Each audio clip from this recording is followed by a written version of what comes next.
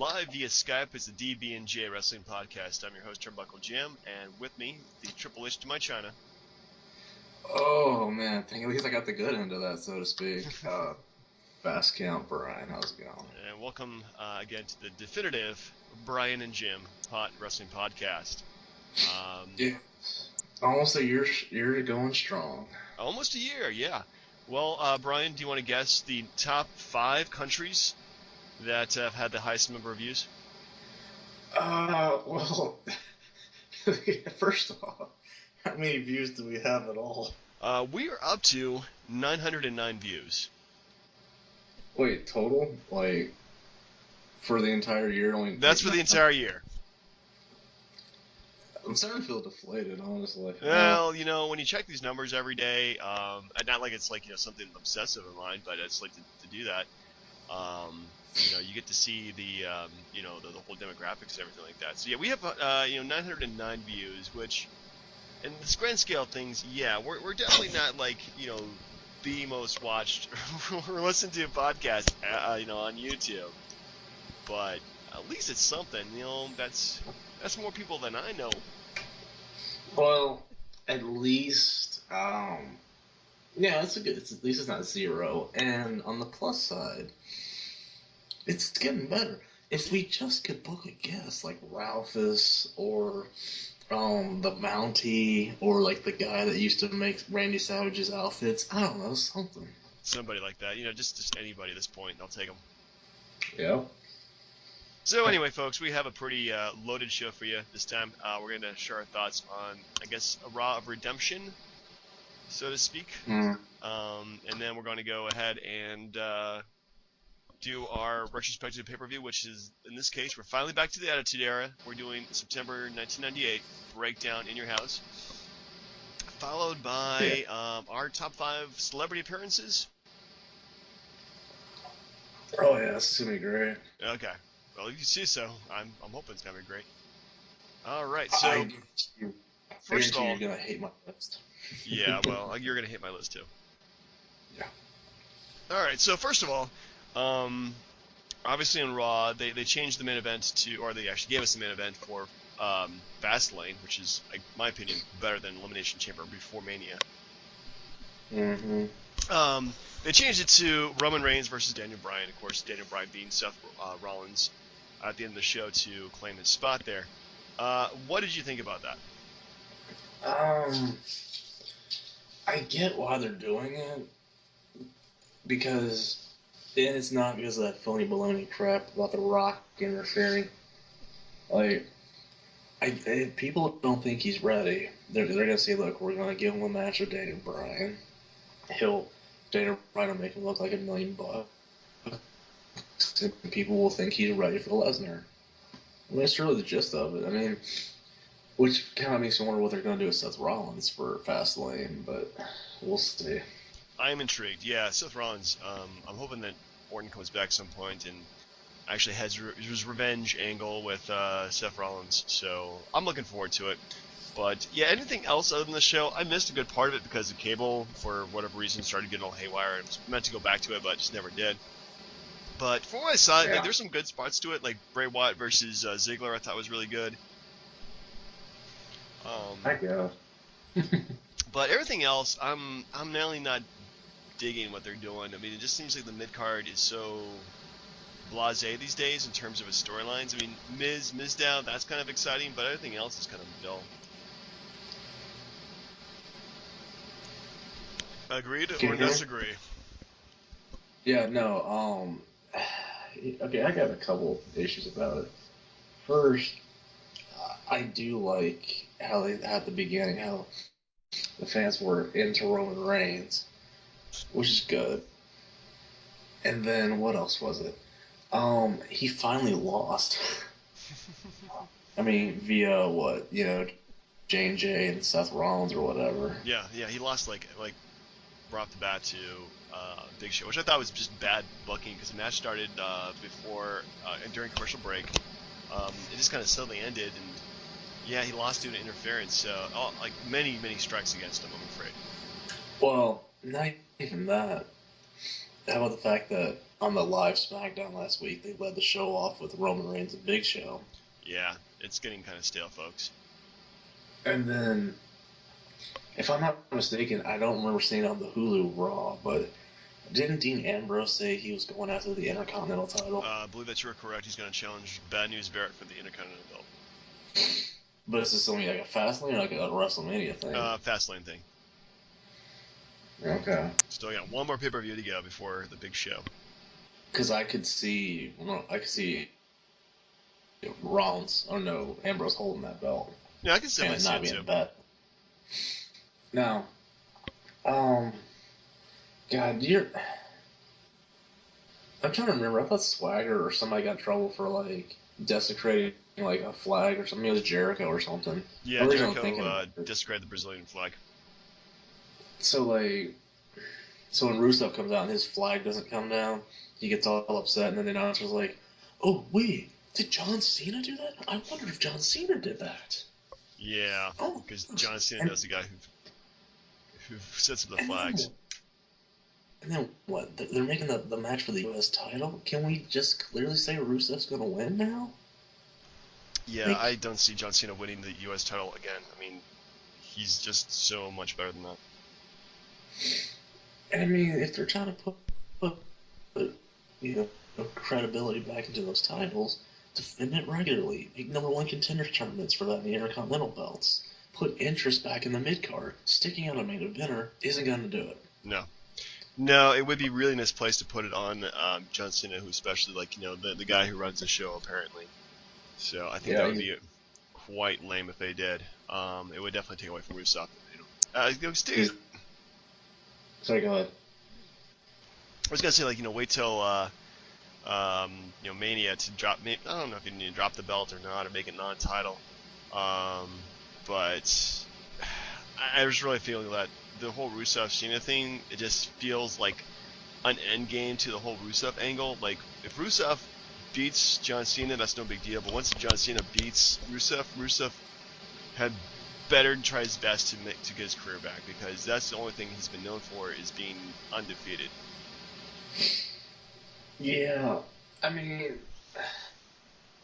with the whole Roman Reigns thing, with the fans booing him because it's not who they want. Granted, Rusev's a bad guy, but the fans will crap on this match if Cena beats him. I mean, yeah, 100%. But they'll say it as like, oh, the fans can boo me, but I'm here for them. I am here for the fans. Give me a break. Well, I hate it. It's their way of spinning the fact that he sucks. We know he sucks, but we refuse to change the fact that he sucks because he sells kids T-shirts. I'm sorry. Stupid kids. What else was there that I was thinking? I don't really know anything. Wow, there really wasn't. Okay, if they're gonna go Ziggler, Daniel Bryan, why are they Ziggler losing every freaking match that he's been in recently? And what else? What? Okay, so Cena comes out, right? And welcomes back Owen, Ryback, and Ziggler, right? Yeah. How long were they actually gone from TV? Those guys were gone for maybe like 2 weeks. Yeah. Did anybody really miss them? They weren't gone long enough for you to give a shit, but they were gone. What, I think they should give them like a month or two? At least, or how about not throw a welcome back party? Like, it's ridiculous. Like, welcome back to Raw. Daniel Bryan welcomed them back to the WWE on the SmackDown show.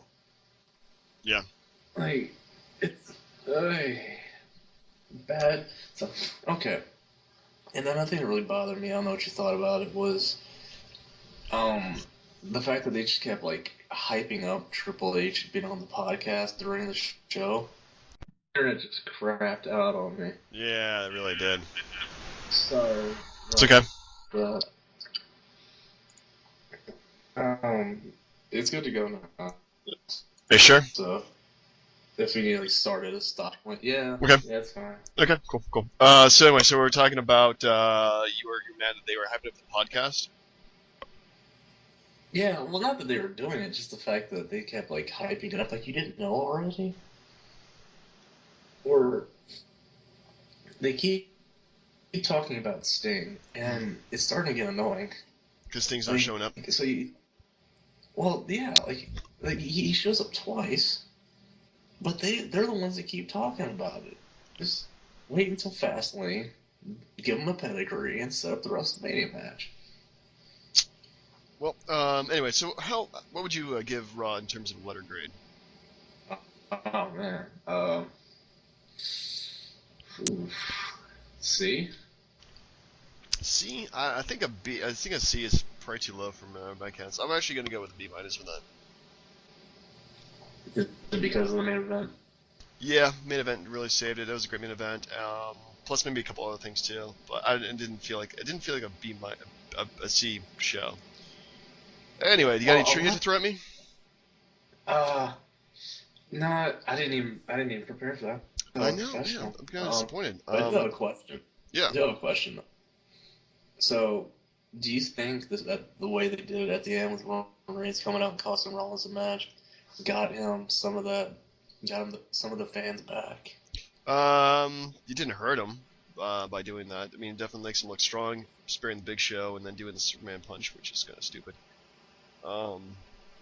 So yeah, I mean, definitely. I think my biggest problem with Roman Reigns in the last 2-3 months or so, I think that if he had been consistent in terms of the push he was getting since the Shield broke up.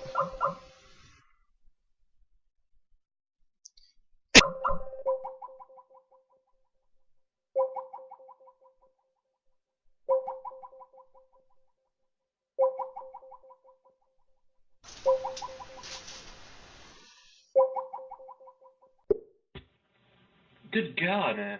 Yeah. It's the weather is fine. I don't know what the hell's going on. What kind of internet do you got, man? Anyway, it's here and there. I was ranting about Roman Reigns. Oh, please. All right, I should be ranting about your internet access actually tonight. Yeah. But anyway, so once he got hurt, and then he gave his kind of interviews when he was gone from the WWE there for a while, resting at home because of his hernia surgery, and his promos ever since then coming back have just been so weak. Like they don't know how to book him in terms of a character, and it's not that he's a bland guy. They just don't have any good ideas for him. Like it's almost kind of embarrassing. But the last couple of SmackDown last week or Raw last week, SmackDown, this week's Raw, they make him out to be a bit more kind of that silent killer that we loved back in the Shield, But do you think they're going to turn him heel by having him beat down Daniel Bryan or something? Yeah, I could definitely see that. I mean, I definitely see that the crowd at Mania, if he does go on to wrestle Brock Lesnar, they're going to cheer for Lesnar. I mean, it's just going to happen. I don't think he's that great of a face to actually take on Lesnar and not have anybody boo at him. There's still the opportunity that Seth Rollins costs Roman Reigns the match. Yeah, and then cashes in and wins the. I mean, anything can happen. That is one thing I do love about wrestling is that anything can happen. Sometimes it's predictable, sometimes it's not. No, I mean he cost him the Fastlane match, and then he wrestled Shield Purple Thread match. Ooh, for the IC belt, that would be nice. I mean, you could do it. I mean, if you do it that way, it's a little. Actually, that works because you can still have Rollins in the match. You would still give it to Roman Reigns, who could still carry an IC belt for a couple of months. Right. See how he does. And then Rollins could cash in that night after Daniel Bryan beats Brock Lesnar.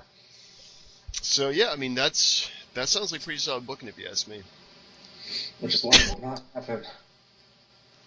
So, anyway, let's talk about some little retroactive pay-per-view. If I may. Yeah. What did you think of the Triple H podcast? I liked it overall. I don't think he came off as being like too condescending or a jerk or anything like that. Obviously, Kayfabe is dead when the stuff they were talking about. It was very. It wasn't within like the glassy, WWE like universe, whatever. It was actually like Paul Levesque talking as opposed to Triple H. I liked there were some interesting insights he had, especially when he talks about the Hall of Fame. Yeah. In China, I thought that was interesting, saying that she definitely has a Hall of Fame career, but they don't want to put her in the Hall of Fame because of her activities after her WWE career. Yeah. Yeah, I mean, honestly, tell you what, let's both Google China and see what happens. Oh, no, I'm good. You're good? You good? You good? I'm looking at images, and actually, Well, she keeps her clothes on for most of these things, but yeah, it's pretty scary stuff. She's, I don't know, once she got the plastic surgery, it was downhill from there. I mean, the whole. Well, I mean, it turned her into an actual looking woman first off, man. That wasn't the worst thing that they did to her, but Yeah. I'm not really sure. Like the whole thing. I mean, the thing he made the most sense was like, yeah, this isn't like cut and dry your wrestling career. If it was your wrestling career, Chris Benoit would already be in there. Yeah. Yeah, it's more about like what kind of legacy do they want to preserve, and so yeah, they've been going back and they get to go ahead and rewrite their own history, which is fine. It's their own company; they get to do that, and the Hall of Fame is one of those ways of looking back at it at cheery glasses. Oh, and the thing is, it's just like Owen Hart. Owen Hart should be in, but he's not because of that stupid lawsuit that was going on, and because like his wife has the rights to his name and she's never gonna let them use it. Yeah. So she doesn't care about the fans. She just cares about screwing WWE. But yeah, WWE kind of screwed her pretty badly too. The one thing I really had a problem with is his comments about CM Punk, because you know he's full of shit. You know it. Yeah. Well, I think he's kind of right about some points with CM Punk. I'm not probably will not be the biggest like CM Punk apologist, but man, I don't know. I think it's one of those like he said kind of things where it's like we don't know what really happened. It's probably somewhere in the middle where CM Punk was hurting, but he just didn't tell anybody about it. Maybe he got some bad diagnoses. So it's. No, I'm kidding. But yeah, I can see that. Yeah, he definitely seemed to be a bit, kind of full of shit when it came to that. Oh, because just real quick, with what CM Punk said in the podcast about how he was in the office with Triple H and Vince, and he said that because Triple H beat him a couple years ago, he shouldn't have, and he was too good to wrestle Triple H at WrestleMania, that wasn't going to happen. You can't tell me that doesn't get under somebody's skin. Oh yeah. Come on, he's got an ego. You're supposed to have one. He's full of shit. But yeah, anyway, I rather enjoyed it. I thought it was a perfect time length for about an hour or so, and they really didn't need to do more of them, either with like other veterans or other officials in the WWE, just kind of telling how it is. Last question though. Do you feel like he buried Vince at all? There's definitely a lot of comments in there which kind of wanted him to set himself apart from Vince. Between I want to have like Raw 2 hours long. Vince has the final say in some product. Yeah, I mean he definitely kind of. I think he did just kind of set himself apart from Vince, just saying he's not Vince's lackey. He definitely has his own mind in terms of how he would like to run the company, and he's not running. He doesn't get a chance. Well, I mean, he doesn't get a chance to, but he, he's not the one running the show at the end. So yeah, I think there definitely was some comments that were, I don't know, they were supposed to bury Vince, but definitely set himself apart. Well, it was the thing that I was thinking about was when Steve Austin was complimenting NXT, and then they brought up the main roster deal. So it's sort of like, yeah, NXT's doing so great. But Raw, not so much. Everybody wants, yeah. I think really, Raw, I mean, it's 3 hours long. The writers just don't know what to do with 3 whole hours. I think that they do, like, maybe they feel that they do too much story in it. It's just too much for the audience, and people are going to change the channel. But maybe they're just getting too lazy, and they're saying, okay, you know what, we're just going to go ahead and do the same match we've done 50, 60 times before. And I did like the fact that he mentioned that he wanted to do the slow burn for storylines as opposed to quick and dirty, which, I mean, WWE has kind of been doing some of that, but also they've been doing, it just feels like it's going on and on and on and on and on, and there doesn't feel like to be any kind of clear resolution in the storylines to some degree, you know? Well, if they feel like they don't have enough stuff to write about the fucking mid card. Seriously, give those guys some personality. Like, hate the retro stuff we're about to get into. All people want, but like there were storylines for like Gangrel, like Hardcore, Crash Holly, the Dudleys, Steve Blackman, Al Snow. Those guys had storylines. They would never get that today. No, they wouldn't. Especially as singles mid-carder. Tag teams are doing a little bit better, but not much. And it just feels like, yeah, they're just not getting any love, and they're just getting pushed down the card. So, yeah, kind of annoyed with that. Anyway, let's go and speak of the retroactive pay-per-view. Let's go ahead and review WWE Breakdown in Your House from September 27th, 1998, from Hamilton, Ontario. Really, there's a Hamilton, Ontario. Nice. That is new to me. It's actually a pretty big city. Huh, how about that? Hey. And then they put 2 Canadians on first. Might as well, because Canadians suck. Whoa. Anyway, in your opening match. Like... Oh, yeah. Okay. So, opening match is you talking over me, apparently. Right. Because we're not in the same room via Skype. Sorry. That's alright. So we have... Please go. Go ahead. Oh, come on. No, I was just hoping my internet didn't crap out on me again. Okay. No, it's fine. Okay, so first match was Owen Hart and Edge. Yeah. And I don't know the time limit, but I know that Owen Hart won because of the appearance of Christian. Yeah, how about that? Christian shows up. And it was 9 minutes and 16 seconds. Like, I don't know why they thought those outfits were cool. I mean, what, were the writers Seinfeld fans or something? With the big poofy shirts? Yeah. I like the poofy shirts. It's very, very gothic and gothic and piratey. It still fails for me. I always think of Seinfeld every time I see it. It does. It really does. But the match itself I thought was pretty decent. Yeah. Yeah. The only thing I don't like is how Edge is so new that you could hear Finkel go, "The Edge." It's not the Edge, numbnuts. It's just the Edge. Well, you know what? Harry Finkel can do quite a bit of things and get away with it, so I'm okay with it. Anyway, next up we have Al Snow and Scorpio. The very underrated Scorpio defeated Too Much, a team of Brian Christopher and Scott Taylor. Yeah, it's so hard to see those guys without Rikishi or a good gimmick. Yeah, like they were really kind of wandering there in the wilderness for about a good year before they finally decided to change their gimmick to something cooler and less gay. I like that hyena that he did, and then JR like, did he laugh like that when he was a boy? It's like, how would I know?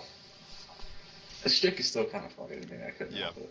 Well, the team of Al Snow and Scorpios kind of feel like two old ECW guys just hanging out and taking on these guys. Didn't feel like much of a tag team.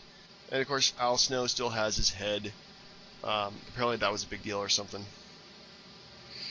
Yeah. First, I didn't know Scorpio still had a job at this point. I'm kind of surprised too. Like, going back to this pay-per-view, I'm like seeing guys like I thought they were gone by this point, but maybe next year there's a cleaned house. And got rid of the guys. Okay, so they made deal about Al Snow being slaughtered in a boot camp match. Like, Slaughter was like 40 years past his prime, it felt like. Who cares? Like, and I guess the whole point was they were trying to build the young tag team, but at the same time, Al Snow was getting a push too. Yeah. I didn't really. I don't know. I really don't know, man. Al Snow seems like one of those guys who came in, kind of got a push, not really. I don't know. Al Snow he's just a bizarre guy, start to finish, and I never really thought he would go anywhere in the WWE, and guess I was kind of right about that. Yeah. Next up, we have Mark Marrow taking on a pre-crippled Draws.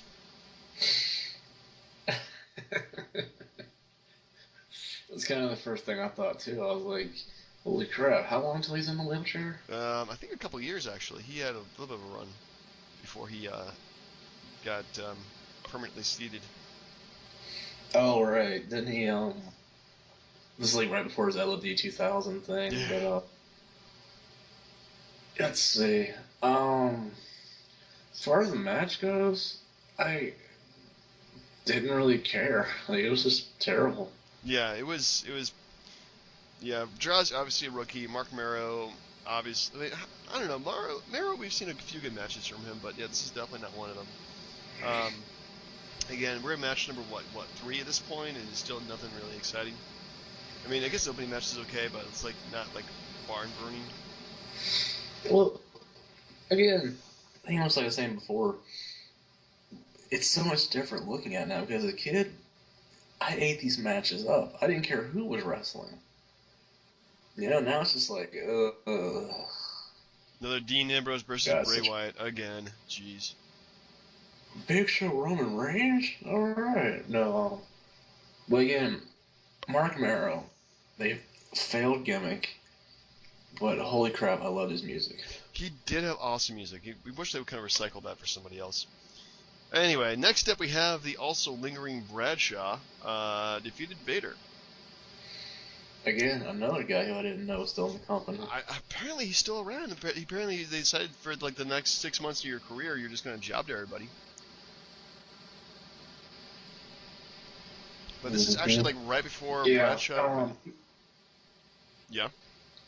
Before he became an acolyte, right? Yeah, before he became an acolyte, and then that kind of revamped his career with Farouk, and they did the whole APA thing, and then he goes on to do bigger and better things, and eventually he's a commentator for Raw. Good for him. But yeah, at this point, yeah, he's been really just kind of wandering on for a while. I know you don't have a lot of time for this, but if you ever get a chance, you should go listen to the Jericho podcast with JBL. Yeah. And he talks about how him and Ron Simmons came to tag team. It's actually a pretty good story. Yeah. I will definitely check that out. Put that on my bucket list. Next up, we have another match that nobody cares about. It's D'Lo Brown defeated Gangrel. And if you're watching the crowd, somebody actually has a sign that says, D'Lo Brown versus Gangrel, who cares? Did you care about this match? I slept through it twice. I couldn't even watch it. Yeah, it was pretty bad. It's only 7 minutes, but still pretty horrible. So next up, we have... But who won, though? Oh, D'Lo Brown. Oh, wait. All right, who cares? Who cares? Next up, we have actually a good match in the card. It's the Rock defeated Ken Shamrock and Mankind in a triple threat steel cage match. The Rock won when he pinned Ken Shamrock, and Mankind was still trying to slowly descending the cage. So pretty good opportunist victory for the Rock, and man, he is so over in this match. It's crazy because like a month before that he was a bad guy, and then like he just dumps the Nation, and then he's an instant face. Yeah, he just became a huge face. Well, people were starting kind of cheering for him when he was with the Nation too. Yeah, I mean the match itself was pretty good. The only problem I really had with it, it's again, I mean, you've seen the Rock and Shamrock a ton, right? And then I can't imagine Mankind and Shamrock throwing together a good match. Now, I do like the old school steel cages that they had. Oh, you like that ugly thing? Yeah, God, man. It reminds me of like the blue ones they had when like Hogan was fighting Boss Man or something. You know? Yeah, but I mean, it's an ugly blue cage, man. It's just not. I don't know. I just didn't like it, but I like this match. I mean, it's definitely like Ken Shamrock's. Well, actually, he still wrestles after this, but he started going from being a face to being a heel. Mankind's going from heel to being a face again. The Rock's going from being a heel to a face, then back to a heel. So they're all kind of in transition. So I thought this is, and neither one had the belt at this point. So I think this is an excellent match. Indeed. That the number one contendership doesn't even happen. You're right, because of the what happens next in the main event. Mm-hmm. So next up we have Val Venus with Terry Reynolds looking spectacular. Defeated Dustin Reynolds, aka Goldust.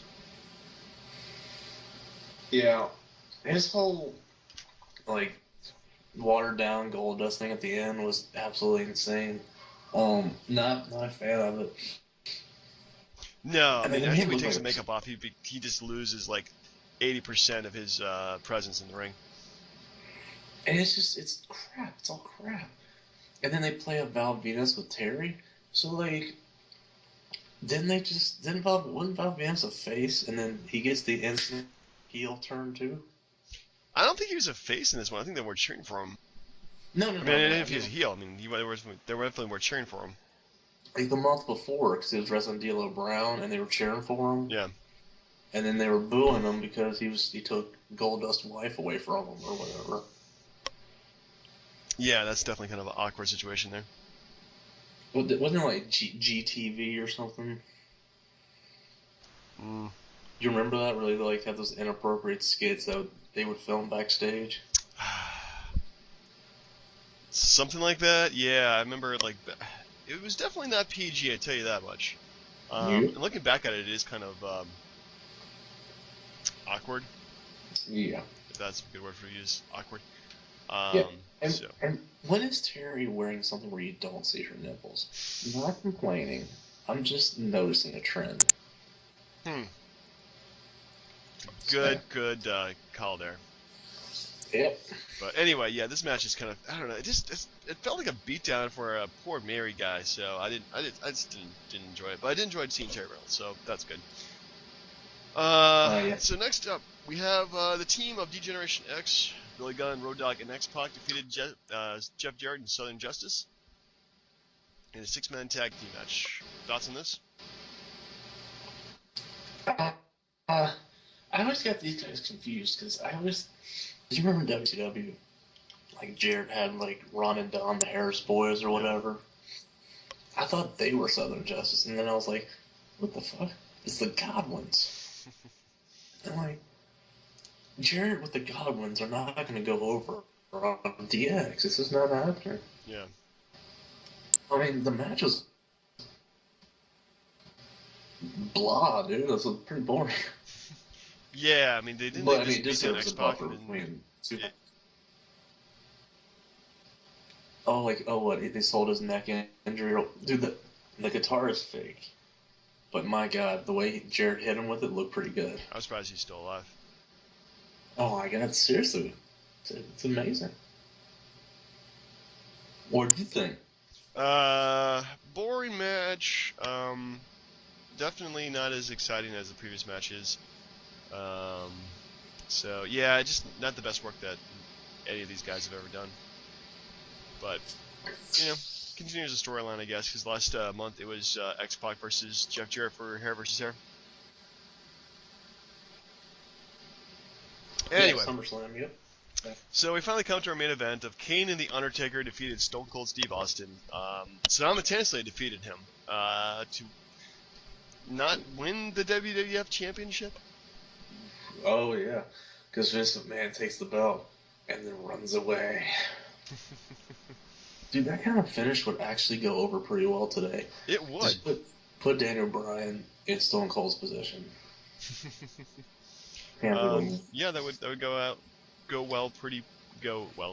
over pretty well. So yeah, definitely. Yeah, it definitely sets up with the next few months of wrestling, which is great. Kind of ends the Undertaker versus Stone Cold Steve Austin storyline and makes Kane look like a badass. So being a triple threat match was pretty much just Kane and the Undertaker beat up on Stone Cold. there wasn't any like big spots or anything in the match, but it was just three guys just beating each other up, and there's a lot of drama about whether or not Kane and the Undertaker get along. So I thought it was pretty decent. Now, I hadn't seen this before, but I mean I knew the result, but I did like when Austin jumped Undertaker right from as soon as he came out from his entrance. Yeah.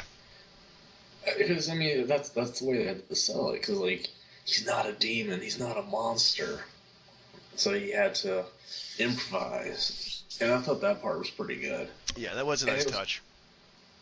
And it was great though, because like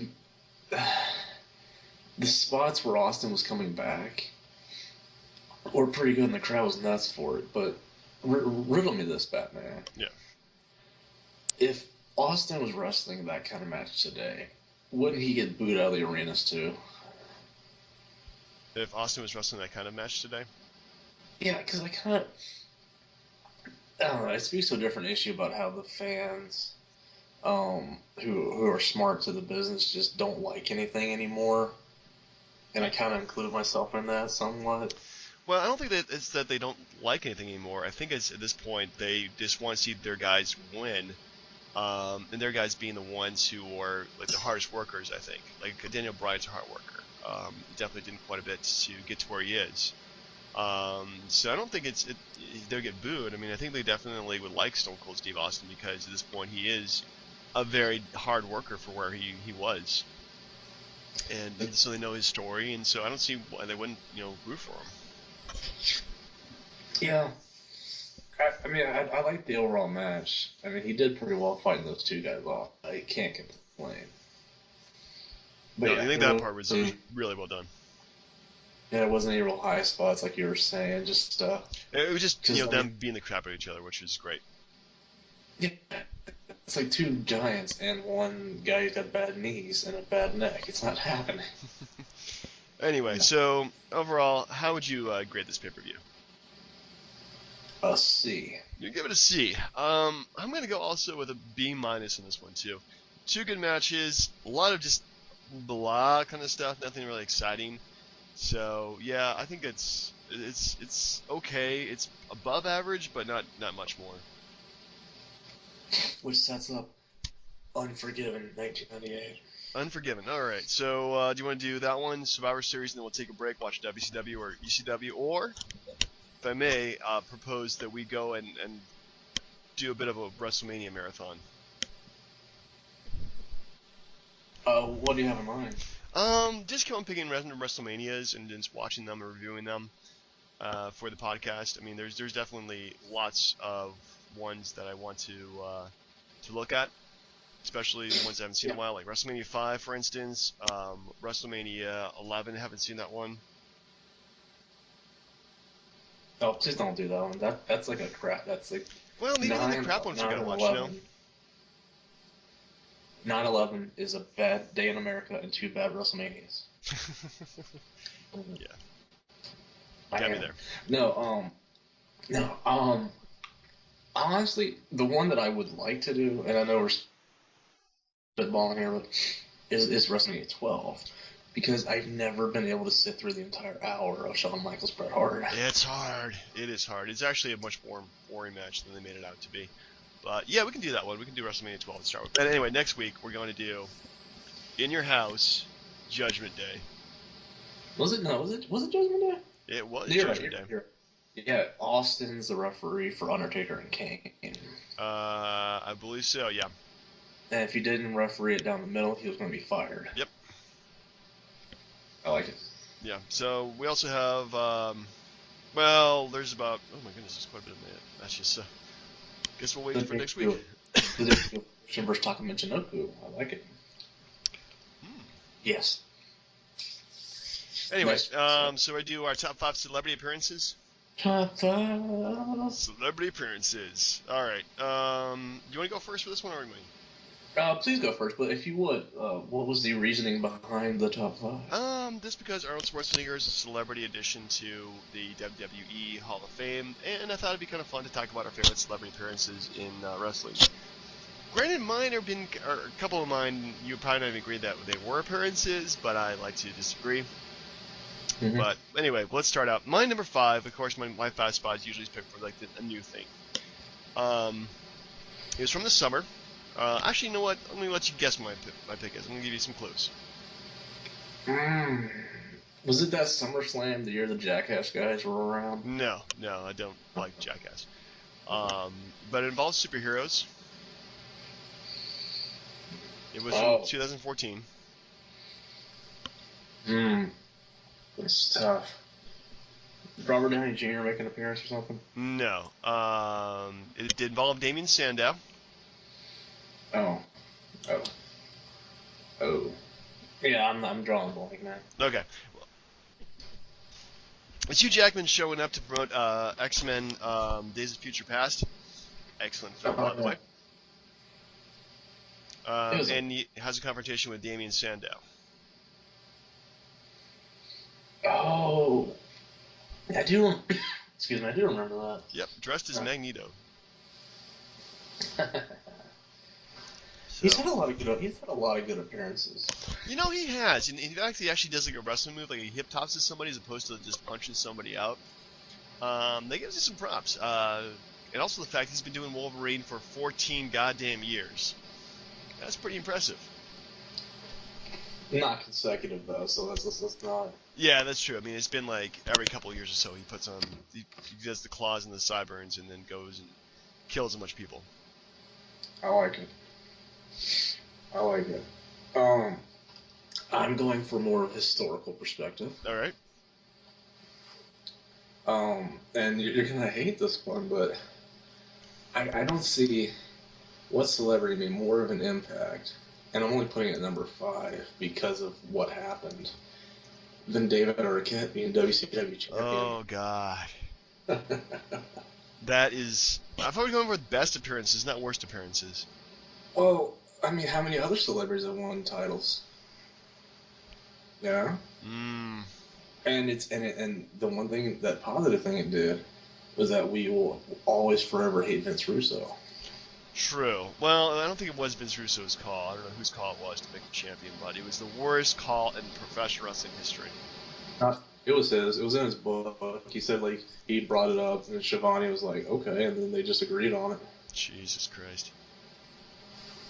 Yep. Yeah, anyway, so my number 4, I'm also going with ridiculous in this. I'm going to go with the Muppets. Ooh. Yep. I mean, granted, I hate the whole guest hosting thing, but come on, Beaker and Sheamus hanging out. Oh, that's the right one. Yeah, meet. It's the coke that was like, flirt. Yeah, that's a Swedish Chef. Okay, got it, okay. Yeah.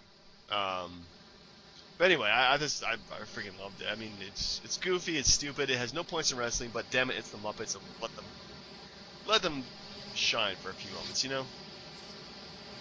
Oh, like number 4 is there. Yeah, you're WrestleMania 11, Lars Taylor. Wow.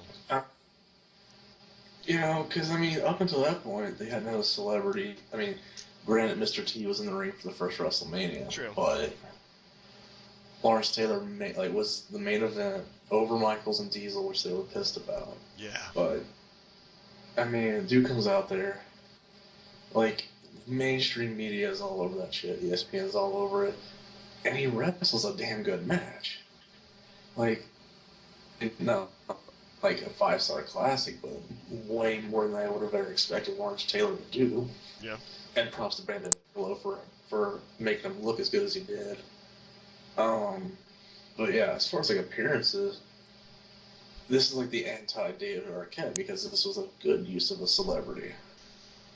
But yeah, my number 4 would definitely be Lawrence Taylor. Lawrence Taylor, interesting. All right, well, I'm going to cheat here for a second. I'm going to go with WrestleMania 2. Out to sing America the Beautiful, Ray Charles. I'm hearing crickets on your end. Did we lose the feed again? Maybe Brian's just so stunned. Sorry, can you hear me? Yeah, can you hear me okay? I said Ray Charles, WrestleMania 2. Yeah, Ray Charles? Ray Charles. why didn't you do Piper and Mr. T in the boxing match? Nope. Or what about Claire Peller? Where's the beef? She did like a ring announcing gig for one of them. Dude, Ray freaking Charles, man. I mean, they had Joan Rivers like announcing a match too, for Christ's sake. Yep. Ray Charles. Is it sad that I know all that crap? It is really sad, actually. Where's the beef? All right, what's your number 3? Okay.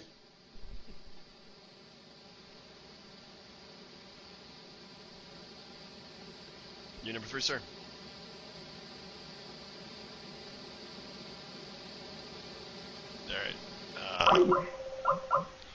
All right, due to the technical issues we're having right now, Brian is... You there, Brian?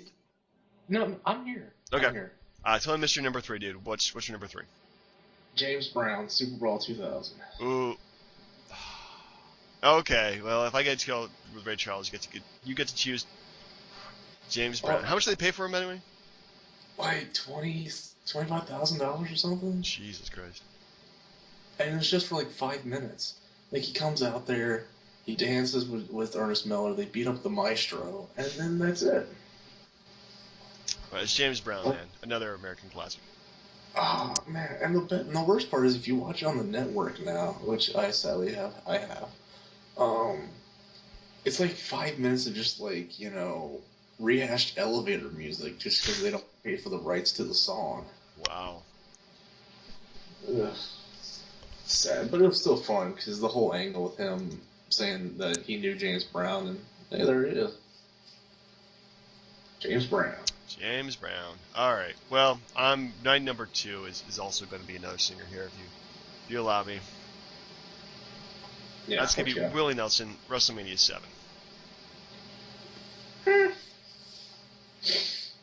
I like it. Yeah, I mean, it's Willie Nelson, man. You cannot ruin Willie Nelson, right?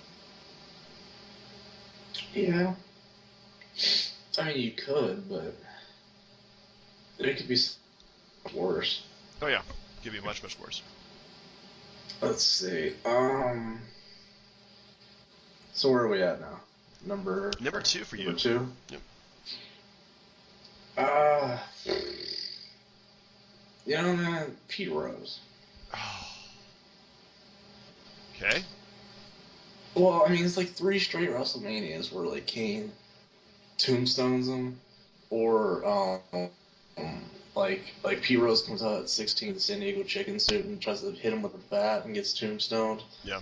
It's like 3 straight years of just interfering with Kane, and that's why when Pete Rose went in, Kane was the one who inducted him. 2004. But yeah, I thought the use of Pete Rose like that, especially because Kane was like the serious monster, and then they broke off from that to have like a lighthearted moment, tombstoning Pete Rose for 3 straight years. I liked it. Well, you liked it so much that I made it actually my number 1 was Pete Rose as well. That's a good choice. It was an excellent choice. We definitely agree that he's very wild. The fact that he made multiple appearances and actually became the nemesis of Kane for a while is hilarious. Yeah, indeed. Your number is that? Wait, did you already did your number 2 or not? Oh. Yeah, my number 2 was Willie Nelson. Oh, right. Okay, so Pete Rose. Pete Rose. All right. So mine also number 1, Pete Rose. So, what is your number 1, sir? Well, okay, bad drum roll. Dennis Rodman. Wow. Yeah, that's definitely an interesting pick. I mean, if you ever just want to be entertained by something, which is not really entertaining at all, if you go on YouTube and type in best NWO entrance ever, it like goes to like 97 in Chicago, like during the Bulls title run. Yeah. And like Rodman, there's like 3 limousines and like the whole NWO comes out, and Rodman and Hogan come out, and with Rodman holding Hogan's belt, the crowd loses it because they're in Chicago, and like they just have like fireworks. They have Michael Buffer saying, "Let's get ready to rumble," for the beginning kickoff of the show, not even a match, they waste Michael Buffer to kick off the show. But think about the other times he was there. Like he tagged with Hogan twice, if I'm not mistaken. It's like correct, DDP and Malone, and the Giant and Lex Luger. So I mean, I think he's like he had more matches than any other celebrity I remember, except Kevin Green, and I don't give a shit about Kevin Green. No, Kevin Green sucks in the ring. Now, to be fair, his match with Randy Savage at Road Wild '99 was very, very bad. Wait, talking about sounds like Dennis vs. Rodman? Yeah. I wasn't aware they wrestled each other. Don't watch it. It's really bad. It's like the jacked up Macho Madness against Rodman. Yeah. And this was like during the NBA lockout, so no one really cared about Dennis anymore. Yeah. It was god awful. Which, by the way, you should probably watch it just in case. But I thought Rodman, at the time with his popularity in the NBA and the fact that he was a member of the NWO at its hottest point. Yeah. I liked Rodman. Yeah, the pre-North Korea days were good for him. Yeah, definitely. Yeah, he had a lot of stuff going on. And then Madonna. Anyway, so guess good list, nothing spectacular, but decent. And this is like 99% WCW. Yours was about 99% WCW. I was kind of stuck to the WWE celebrities. But anyway, do you have a list for us for next week? Yes, I do. I do, actually. Okay, what do you got? Top 5 people who are not in the Hall of Fame, who should be in the Hall of Fame. Ooh. Alright, well, I've already kind of made my list for that, so it sounds intriguing. Now, okay, to preface, it can be a person, a faction, or a tag team. Or a manager, whatever. What have you. What have us. Okay. Yeah. Interesting. Alright, yeah, I think I got some things. So, anyway, well, that's it for the DB&J Wrestling Podcast for this week. Make sure to like us, comment on the post on YouTube, subscribe if you like us, or just straight up hate us too. That's fine as well. Here's what I want you guys to do. At the bottom where it says comments, if you don't say anything about the rest of it, just say, "Damn it, Fast Count, you have a really shitty internet connection." Just something, anything, just come. And there you go. Anyway, for the DB&J Wrestling Podcast, this is Turnbuckle Jim. And apparently Brian's internet connection has failed again.